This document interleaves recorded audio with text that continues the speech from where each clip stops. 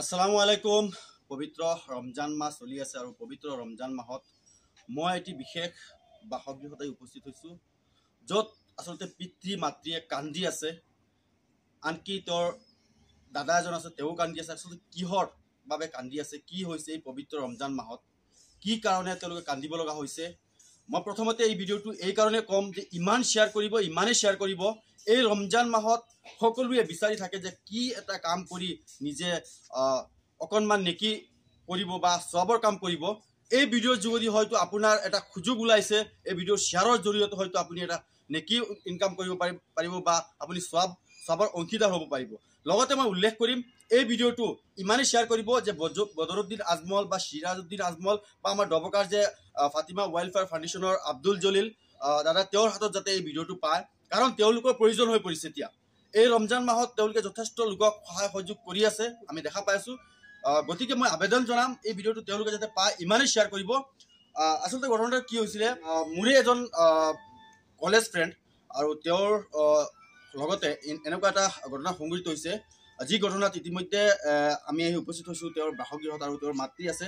মই বেছি কথা নকওঁ, পোনপটীয়াকৈ তেওঁৰ মাতৃৰ সৈতে কথা পাতিম। প্ৰথমতে তেওঁৰ মাতৃৰ পৰা জানি ল'ম কিছু কথা। মই অনুৰোধ জনাম কেমেৰাখন এইফালে অলপ কৰিবৰ কাৰণে।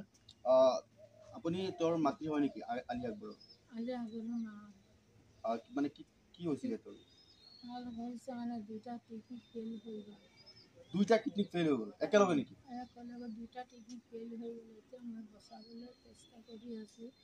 বদৰুদ্দিন আজমল, সিৰাজউদ্দিন আজমলৰ তাত আৰু এই ফাতিমা ৱেলফেয়াৰ ফাউণ্ডেশ্যনত মই এতিয়া অনুৰোধ জনাই আছোঁ, আমাৰ সহায় দিব লাগিব।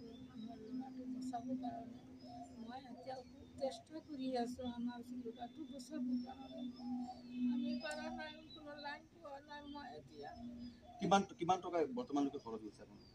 এতিয়া মোৰ লগত 5 লাখ টকা খৰচ হৈ আছে আৰু আপোনাৰ হাতত কোনো টকা পইচা নাই? এতিয়া হাতত এটা পইচা নাই, কোনো লাইন মই পোৱা নাই। ল'ৰাটো ক'ত আছে?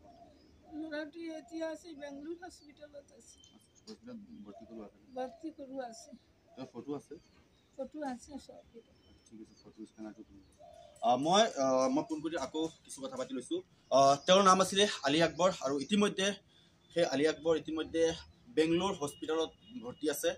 আৰু বৰ্তমান যিখিনি জানিব পাৰিছোঁ, তেওঁ দুয়োটা কিডনী বৰ্তমান বিকল হৈ পৰিছে। তেওঁ বৰ্তমান বিচনাৰ পৰা উঠিব পৰা নাই। এই ৰমজান মাহত চাওক, সকলোৱে ৰোজা ৰাখি আছে, সকলোৱে আনন্দৰে পবিত্ৰ ঈদ পালন কৰিব সন্মুখত, তেওঁ কিন্তু নাই, তেওঁ বিচনাত পৰি আছে। আৰু বৰ্তমান আপোনালোকৰ হাতত এই ভিডিঅ'টো আমি আগবঢ়াইছোঁ, স্কেনাৰটো লগাই দিম। মই কিছু এই চাইডত মই স্কেনাৰ দি দিম, এইটো চাইডত স্কেনাৰ দি আছোঁ, চাওক স্কেনাৰ। ফটো, তেওঁৰ যিটো ফটো বা তেওঁৰ ভিডিঅ' কিছু দি দিম, আপোনালোকে দেখা পাব। যদি যিমান পাৰে আপোনালোকে 100 টকা, 10 টকা, 5 টকা যিমান পাৰে এই ৰমজান মাহত আপোনালোকে সহায় কৰি আপোনালোকে নিজৰ সবৰ অংশীদাৰ হওক। আৰু যদি আপোনালোকে দিব নোৱাৰে, এটা শ্বেয়াৰ নিশ্চয় কৰক, আন 10জনে দেখাৰ সুযোগ কৰক, যাতে তেওঁলোকে এই ভিডিঅ'টো দেখা পায়। আৰু 2 টকা, 5 টকা যিমান পাৰে, 10 টকা, 100 টকা, 1000 টকা, যোনে যিমান পাৰে, তেওঁ যাতে ইতিমধ্যে 5 লাখ টকা খৰচ হৈ গ'ল। ইতিমধ্যে ইয়াত চাইছে, নিশ্চয় দেখা পাইছে তেওঁৰ বাসগৃহ, ইয়াৰ ঘৰ কি পৰিস্থিতি নিজে দেখা পাইছে, কেনেকুৱা তেওঁলোকৰ নিজে চলাই কষ্ট, আৰু তেওঁলোকে ক'ত এই টকা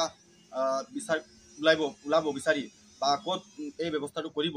গতিকে ইতিমধ্যে হস্পিটেলত পৰি আছে ল'ৰা, মা দেউতা ঘৰত আহিছে, তেওঁলোকে বিচাৰি আছে চাৰিওফালে টকা, কিন্তু ক'ৰবাত লাইন পোৱা নাই।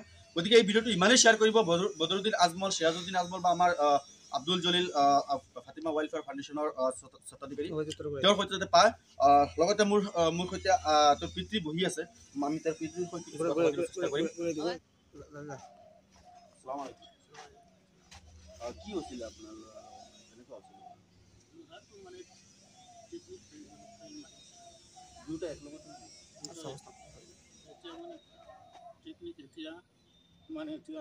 ট্ৰেন্সফাৰ কৰিব লাগে,